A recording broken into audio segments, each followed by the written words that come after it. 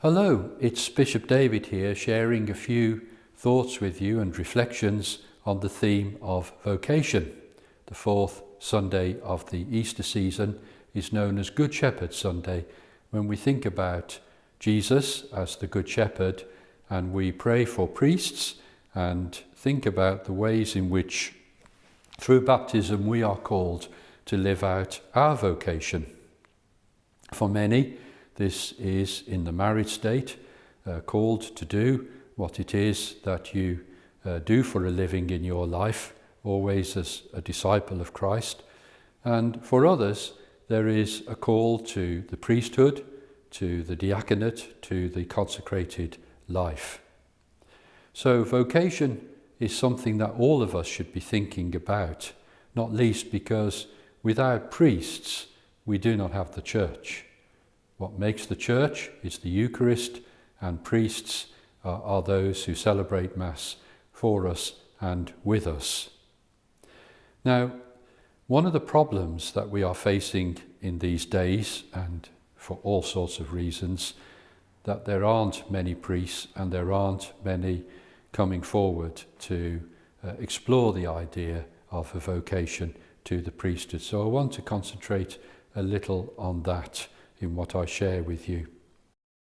Unfortunately, the days are coming when, as the bishop, I am sadly having to write to a parish community and say, there is no one to replace the priest who has just left your community, just fallen ill, just died, for whatever reason, is no longer there. And forgive me now a little musing, a little daydream as it were, but I wonder when the day is coming when I might be able to offer you something, not quite what you were expecting. I'm imagining, especially in these days when there is so much discussion about artificial intelligence, of offering you, say, Father Rob. Rob, of course, is short for robot.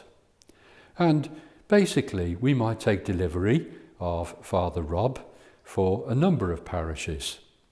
And in my kind of dreaming, I imagine that I'm going to have to write a letter to accompany the delivery of Father Rob to your parish community, suggesting that the parish council might gather together to take delivery of him.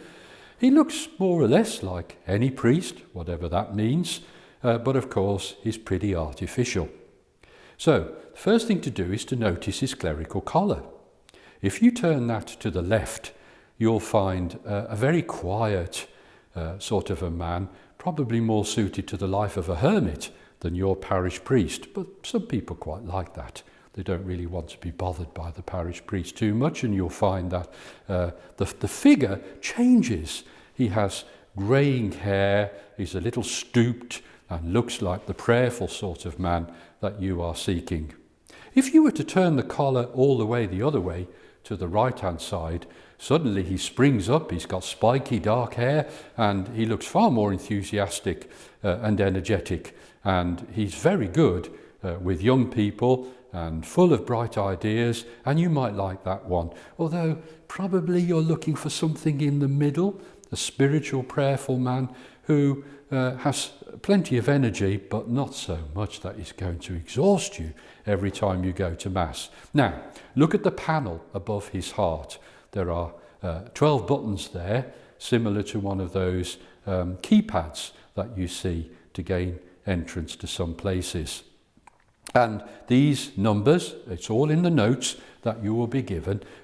If you press number 1, then you will find that he's got the talent of being able to work very well with children and young people. He will be very inspiring to them. Press number 2 and you'll find he's a brilliant catechist. Press number 3 and he's very good with married couples. He will do a lovely wedding for you. You get the idea. Up to number 12. But there is a note to remind us that we shouldn't press more than 3 buttons at the same time. Otherwise, he'll just collapse. Now, one of the things about Father Rob is that he won't need any holidays and he won't need feeding. Isn't that wonderful? That'll save you quite a bit on the parish accounts. However, we do suggest that, like every machine, he has regular maintenance. that you send him into head office so that they can just do a check to make sure nothing is malfunctioning. I know, it's not quite the same, is it? And it would be better to have a real priest rather than an AI one. Which is why I think we need to look after the ones we've got. I know, they too come in different shapes and sizes, and you can't turn their collars around to suit what you would prefer, and you can't press the buttons that you want to get the kind of character that you are looking for with the gifts and skill sets that you might desire.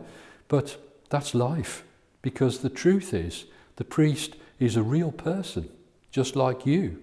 He has his gifts, but he also has the things that he's struggling with, his weaknesses and his frailties. So as we celebrate Vocation Sunday this year, I want you to think about, first of all, praying for our priests. It's not easy to be a priest in our world today, and do pray for them, do encourage them, and do try to do what you can to make them feel affirmed.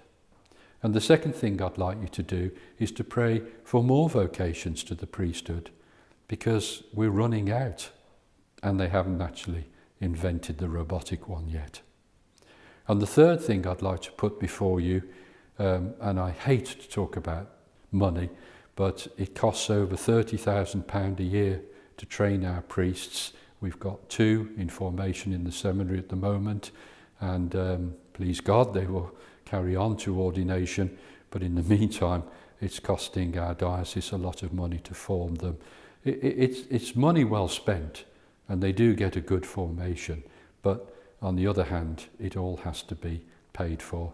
So I hate to finish on that note, but just to remind you to be as generous as you can with the Priest Training Fund collection. Thank you.